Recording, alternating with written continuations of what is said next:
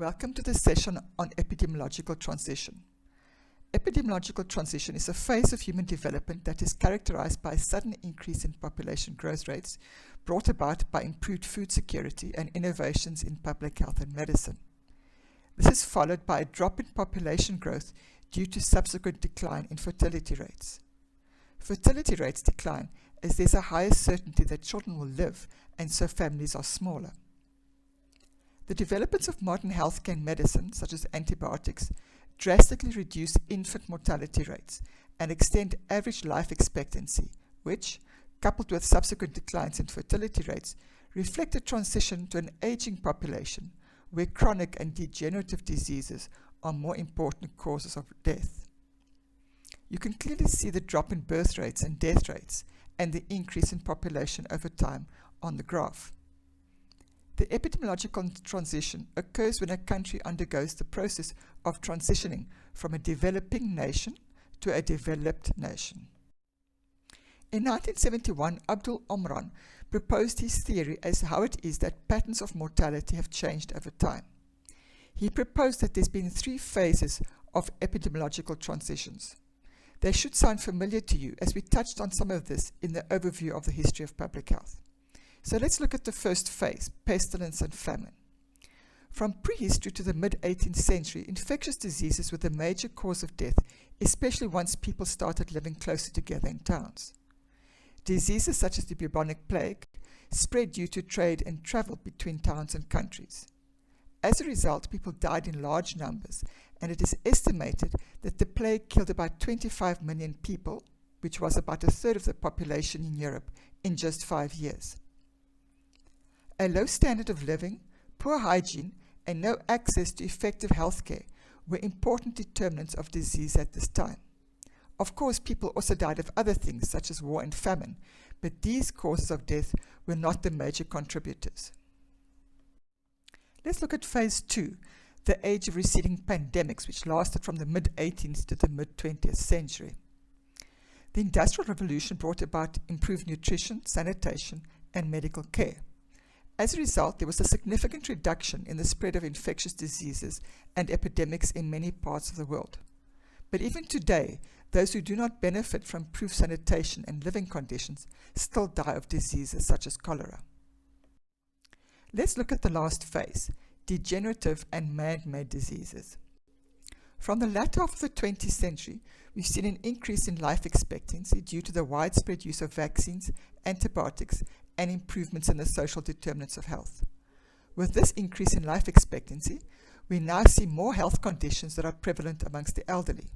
Typical examples are stroke, diabetes, heart disease, and cancer. At the same time, people are less active, and their sedentary lifestyle, together with the easy access to food, especially processed food, has contributed to an increase in obesity.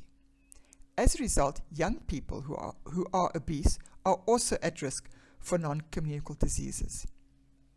Examples of man-made diseases is violence, substance abuse, and accidents, which all add to the burden of disease. According to the World Health Organization, non-communicable disease kills 41 million people every year, and that's about 71% of all global deaths.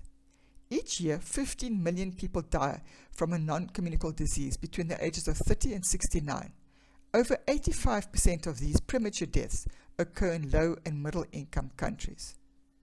Cardiovascular diseases account for most of these, or 17.9 million people annually, followed by cancers at 9 million, respiratory diseases at almost 4 million, and diabetes at just over 1.5 million. These 4 groups of diseases account for over 80% of all premature non-communicable disease deaths. These are 2018 statistics, and it is worth your while to look at their website at the WHO from time to time for updates. The problem in many developing countries is that the process of epidemiological transition is taking place very quickly and at the same time. We call this a double burden of disease. On the one hand, these countries still have existing infectious diseases to contend with, and on the other, they have a rising number of people with non-communicable or chronic diseases. Their health systems in these countries are therefore under substantial pressure, as it is not always to address non-communicable diseases. Why is it difficult to address non-communicable diseases? Unlike infectious diseases, many of which can be prevented with a vaccine or treated with a short course in antibiotics or medicine, patients with chronic diseases need ongoing treatment for the rest of their lives.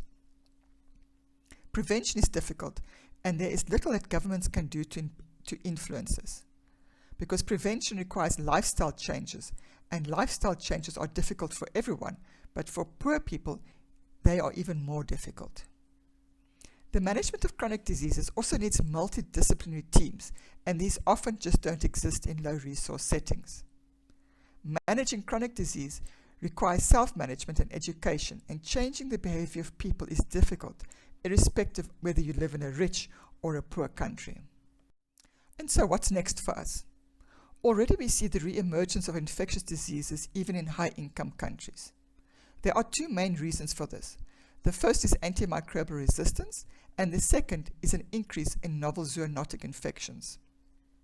Increasingly, we see infectious diseases that are difficult, and in some cases impossible, to treat with antibiotics and other microbials. Microbes have become resistant to our antibiotics as part of their own survival strategy.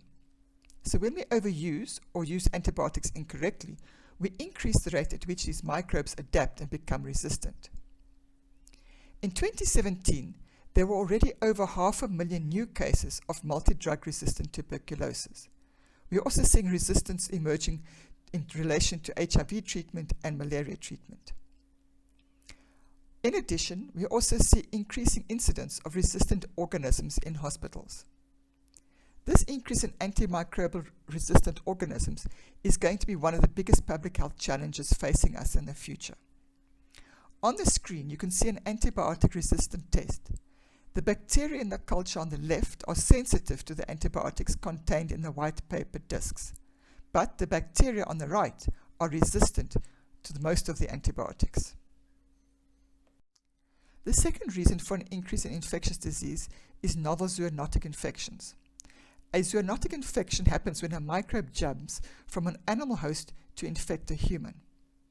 Just in the last few decades, we've seen Ebola, HIV, SARS, and most recently COVID-19 as a few of the many novel zoonotic infections that have jumped from animal hosts to humans and then spread first within countries and, due to our high mobility, across country borders.